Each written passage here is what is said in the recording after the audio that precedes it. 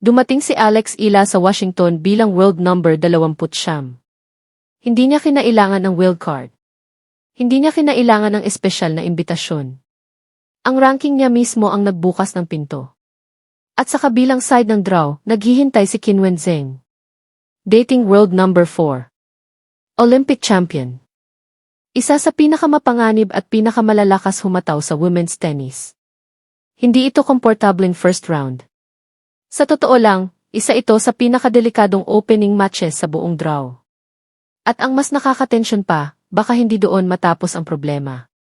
Kapag nanalo siya, posible niyang makaharap si Leylah Fernandez, ang defending Washington champion na tumalo kay Ila ng 6-1, 6-4 sa Stuttgart. Kapag nakaabot siya sa quarterfinals, posible namang si Elina Svitolina ang naghihintay. Power. Kasaysayan. Tibay. 3 ganap na magkaibang problema sa loob ng iisang linggo. Pero may kakaibang kontradiksyon sa draw na ito. Mas mataas ang ranking ni Ila kaysa kay Zheng. Natalo na rin niya si Svitolina dati. At ilang linggo lang ang nakalipas, tinalo niya ang defending Wimbledon champion na si Iga Swiatek sa center court. Kaya ang tanong ngayon ay ito ba ang pinakamasamang gantimpala para sa isang player na magsisimula pa lang ng American hard court season? O ito ba ang pinakamabilis na paraan para patunayan ni Alex Ila na ang pag-angat niya ay hindi na lang nakatali sa isang surface, isang tournament, o isang perpektong buwan? Dahil ang linggong ito ay hindi lang tungkol sa pag-survive sa isang brutal na draw. Tungkol ito sa pagtuklas kung ano ang matitira kapag nawala na ang momentum ng grass court season, tumaas na ang expectations, at bawat round ay pinipilit kang maging ibang bersyon ng sarili mo. Dapat sana, ang Washington ang simula ng bagong kabanata. Sa loob ng maraming taon, umiikot ang kwento ni Alex Ila sa salitang potential. Nakikita ng mga tao ang Junior Grand Slam champion. Nakikita nila ang left-handed talent mula sa Pilipinas. Nakikita nila ang player na hinubog sa Rafa Nadal Academy. Pero sa likod ng lahat ng iyon, iisa pa rin ang paulit-ulit na tanong, talaga bang kabilang siya sa pinakamagagaling na player sa mundo? At pagkatapos ng 2026 grass court season, naging mas mahirap na itanong iyon. Sa Berlin, tinalo ni Ila si Elena Rybakina 7-5, 6-4. Nasa kay Rybakina ang malakas na serve, mahabang abot, malupit na power at reputasyon. Nasa kay Ila naman ang mga sagot. Mas maayos siyang pumwesto sa returns. Mas maaga niyang binabago ang direksyon ng bola. Tumanggi siyang hayaang maging simpleng first strike battle ang laban. Pagkatapos noon, tinalo niya si Svitolina 6-3, 6-4. Ibang uri naman ng laban iyon. Handang makipagdepensa si Svitolina, mag-reset, at pahabain ang rallies hanggang sa maging impatient ang kalaban. Nanatiling disiplinado si Ila. At nagtapos siya na kontrolado ang laban. Pagkatapos, dumating ang Wimbledon. Lumaki ang entablado. Bumigat ang pressure. At hindi lang basta lumaban ng matapang si Ila laban kay Iga Swiatek. Tinalo niya mismo ang defending champion 7-6, 6-2 sa center court.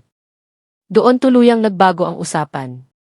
Bago ang grass court run na iyon, ang pagpasok pa lang sa main draw ay malaking bagay na. Pagkatapos noon, ang gustong malaman ng mga tao ay kung gaano kalalim ang kaya niyang abutin. Dati, ang makipagsabayan sa isang major champion ay promising na. Pagkatapos noon, naging bahagi na ng expectation ang panalo laban sa elite opponents. Iyan ang epekto ng tagumpay. Nagbubukas ito ng mga pinto. At sabay nitong inaalis ang mga dahilan. Ang Washington ang unang lugar kung saan kailangang mabuhay ni Ila kasama ang bago niyang realidad. Hindi na siya dumarating bilang hopeful outsider.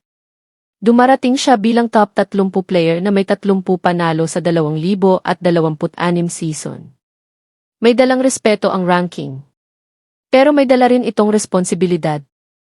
Ang isang player na ranked number 20 ay inaasahang mananalo ng mga laban. Pero ang first round, wala itong pakialam sa expectations. Posibleng nasa labas ng top 100 ngayon si Qinwen Zheng. Pero ang numerong iyon ay hindi nagsasabi ng halos lahat ng dahilan kung bakit siya mapanganib. Hindi nito ipinapakita ang Olympic gold medal niya. Hindi nito ipinapakita ang career high ranking niyang number 4.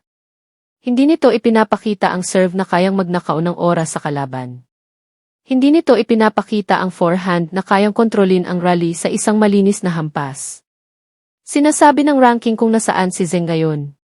Hindi nito sinasabi kung ano ang kaya niyang maging sa loob ng isang match. At iyan ang unang challenge para kay Ila. Kailangan niyang respetuhin ang reputasyon, pero hindi siya pwedeng matrap doon. Kailangan niyang kilalanin ang power, pero hindi pwedeng maging puro reaksyon lang sa power na iyon ang kabuuan ng laban. Kapag umatras si Ila ng sobra sa basilin, bibigyan niya si Zheng ng espasyo. Kapag naging passive siya, kayang umatake ni Zheng sa unang maikling bola. Kapag naman sinubukan niyang tapusin agad ang points ng masyadong maaga, pwede niyang ibigay kay Zheng ang mga errors na kailangan nito para makahanap ng kumpiyansa. Mahihirap ang magiging balanse rito. Kailangang manatili si Ila ng sapat na lapit sa basilin para magamit ang timing niya. Kailangan niyang mag-return ng may malinaw na layunin. Kailangan niyang ilayo ang sapat na dami ng bola mula sa pinakakomportableng hitting zone ni Zheng. At higit sa lahat, kailangan niyang pagalawin si Zheng bago pa ito makakuha ng kontrol. Mahalagang alalahanin dito ang Berlin. Laban kay Rybakina, hindi sinubukan ni Ila na higitan ang mas malakas na kalaban sa power. Binago niya ang hugis ng rallies. Ginamit niya ang maagang pagbabago ng direksyon. Kinuha niya ang bola bago pa maging sobrang laki ng court. Pinilit niyang tumama si Rybakina habang gumagalaw. Hindi ibig sabihin nito na automatic na ubra iyon laban kay Zheng. Hindi magkapareho ang dalawang player. Pero pareho ang sentrong problema. Paano masusurvive ni Ila ang mabigat na first strike tennis nang hindi isinusuko ang basilane? Ipinapakita ng Berlin na may sagot siya. Ang pangalawang tanong, mahahanap ba niya agad ang sagot na iyon? Walang warm-up round dito. Walang lower rank opponent na magbibigay ng oras para masanay siya sa court. Simula sa unang game pa lang, kailangang klaro na si Ila. Dahil ang mabagal na simula laban kay Zheng ay pwedeng maging napakamahal. Isang maluwag na service game lang, pwede nang mauwi sa set. Isang mahinang return game, pwedeng magbigay kay Zheng ng buong kumpiyansa. Isang yugto ng pag-aatubili, pwedeng ibalik ang laban sa eksaktong power contest na ayaw ni Ila. Pero may uncertainty rin sa panig ni Zheng. Ang 2026 record niya ay 11 panalo at 11 talo. Hindi yan record ng isang unstoppable player. Ipinapakita niya na putol-putol ang momentum niya. Ipinapakita niya na hindi lumalabas ang highest level niya linggo-linggo. Hindi kailangang talunin ni Ila ang pinakamapanganib na bersyon ni Zheng mula sa buong career nito. Ang kailangan lang niyang talunin ay ang bersyong nasa tapat niya sa Washington. Mahalaga ang pagkakaibang iyon. Current momentum, nasa kay Ila. Recent achievement, nasa kay Ila. Mas magandang ranking, nasa kay Ila. Mas malaking pangalan at career reputation, nasa kay Zheng. At iyan ang dahilan kung bakit napaka-interesante ng matchup na ito. Mas mataas ang ranking ni Ila, pero pwede pa rin siyang maramdaman bilang underdog. Mas maganda ang recent form niya, pero ang mas malaking pangalan ay nasa kabilang side. Alam niyang belong siya, pero kailangan pa rin niyang patunayan iyon mula sa unang punto pa lang. Kapag nanalo siya rito, pwedeng agad siyang mapunta sa rematch na may kasamang kasaysayan. Kailangan pa munang talunin ni Leylah Fernandez si Magdalenete. Walang garantisado sa second round. Pero mahalagang isipin ang posibilidad dahil alam na ni Fernandez kung paano saktan si Ila. Sa Stuttgart, tinalo ni Fernandez si Ila ng 6-1, 6-4. At ang pinakamahalagang bahagi ng resultang iyon ay hindi lang ang final score, kundi ang simula. Nakuha ni Fernandez ang unang 5 games. Nakapressure siya gamit ang forehand. Binuksan niya ang court bago pa makahanap ng evicted si Ila. At nang magsimulang magsettle si Ila, huli na ang lahat. Ang Washington ay pwedeng magbigay kay Ila ng ibang uri ng test. Tatanungin siya ni Zheng kung kaya ba niyang hawakan ang explosive power. Tatanungin naman siya ni Fernandez kung kaya ba niyang matuto mula sa isang masakit na pagkatalo. Mas personal na challenge iyon. Hindi darating si Ila sa rematch na iyon nang walang impormasyon. Alam na niya kung paano sinubukang kontrolin ni Fernandez ang match. Alam niyang magiging mahalaga ang opening games. Alam niyang ang passive tennis ay pwedeng magbalik sa parehong problema. Ang tanong ay ito, magiging adjustment ba ang kaalamang iyan? Kaya bang protektahan ni Ila ang opening service games? Kaya ba niyang pigilan si Fernandez na diktahan ang laban gamit ang forehand? Kaya ba niyang atakihin ang second serve bago pa makabuo ng kumpiyansa si Fernandez? Kaya ba niyang gawing mas mahusay na plano ang pagkatalo sa Stuttgart? Ganyan ang hitsura ng totoong progress sa level na ito. Hindi ang iwasan ang player na minsang naglantad ng kahinaan mo. Kundi ang harapin siyang muli ng may mas malinaw na sagot. May dala ring dalawang magkaibang realidad si Fernandez sa Washington. Siya ang defending champion. Kilala niya ang mga courts. Kilala niya ang kondisyon. Alam niya kung ano ang pakiramdam ng bumuo ng momentum sa lungsod na ito at umalis na may tropeo.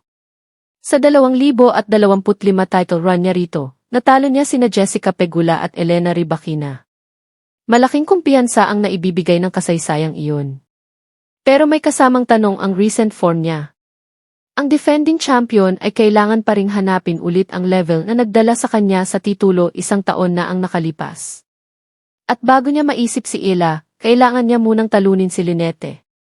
Posibleng hindi na mangyari ang rematch. At kung mangyari man, parehong may bitbit na pressure ang dalawang players. Sinisikap ni Ila na baliktarin ang nangyari sa Stuttgart. Sinisikap naman ni Fernandez na protektahan ang alaala ng pinakamagandang linggo niya sa Washington. Sa laban na iyon, baka kasing halaga ng tactics ang emotional balance. At pagkatapos, naroon ang posibleng quarterfinal. Si Elina Svitolina ang number 2 seed. May first round bye siya. Kung makarating doon si Ila, malamang nadadaan muna siya sa dalawang napakahirap na laban. Pwedeng pilitin siya ni Zheng na saluhin ang pace. Pwedeng pilitin siya ni Fernandez na humabol sa mga angles at madalas magpalit ng direksyon. At pagkatapos, pwede siyang tanungin ni Svitolina kung kaya ba niyang ulitin ang lahat ng iyon ng mas matagal. Hindi kailangan ni Svitolina ng isang sobrang nakamamanghang sandata para maging mapanganib. Ang tunay niyang banta ay repetition. Pinahahaba niya ang points. Pinapalitan niya ang taas ng bola. Nare-redirect niya ang pace. Naghihintay siya hanggang may mawala ng pasensya. Pinipilit kanyang tumama ng isa pang bola kahit pakiramdam mo tapos na ang punto. Ang klaseng pressure na iyon nagsisimula sa pisikal. Tapos nagiging mental. Madaling maging patient sa iisang rally. Ang totoong challenge ay ang manatiling patient pagkatapos ng 2 oras, pagkatapos ng ilang mahihirap na service games, at kapag mabigat na ang pakiramdam ng mga binti mo. Diyan nag-iba ang decision making. Ang isang matalinong attacking ball, pwedeng maging minadaling atake. Ang isang kontroladong rally, pwedeng maging unnecessary risk. Magsisimulang gustuhin ng player na paikliin ang points. Hindi dahil tama na ang pagkakataon. Kundi dahil binago na ng pagod ang kahulugan ng pasensya. Ang posibleng laban kay Svitolina ay susubok kung kaya bang manatiling malinaw ni Ila sa ilalim ng ganoong pressure. Pero may isang mahalagang bagay sa matchup na ito. Natalo na ni Ila si Svitolina. At inalis ng panalo niyang iyon sa Berlin ang psychological barrier. Hindi na niya kailangang manghula kung ubra ba ang patterns niya laban kay Svitolina. Alam na niyang pwede. Alam niyang kaya niyang makipagsabayan sa mahahabang rallies. Alam niyang kaya niyang lumikha ng sapat na pressure para manalo ng service games at return games. Alam niyang hindi pantasya ang tagumpay. Ang susunod na challenge ay repeatability. Kaya ba niyang talunin si Svitolina sa ibang surface? Kaya ba niyang gawin iyon pagkatapos ng 2 mabibigat na rounds? Kaya ba niyang patunayan na ang Berlin ay hindi lang sorpresa na limitado sa grass? Mahalaga ang tanong na iyan dahil ang repeatability ang naghihiwalay sa upset at sa bagong level. Ang isang panalo ay kayang baguhin ang isang linggo. Ang paulit-ulit na panalo, binabago ang isang karir. At iyan ang dahilan kung bakit sobrang bigat ng Washington draw para kay Alex Ila. Hindi pare-pareho ang tanong na ibinabato ng 3 posibleng kalaban. Si Zheng, tinatanong kung kaya ba niyang saluhin ang power nang hindi nawawala ang court position. Si Fernandez, tinatanong kung kaya ba niyang mag-adjust matapos ang isang masakit na pagkatalo.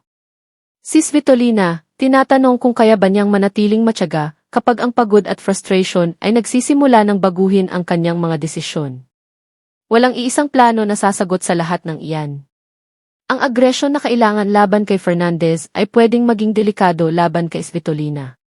Ang patience na kailangan laban kay Svitolina ay pwedeng magbigay ng sobrang oras kay Zheng. Ang return position na epektibo laban sa isang serve ay pwedeng pumalya laban sa iba. Sa madaling salita, bawat round ay maaaring humingi ng ibang bersyon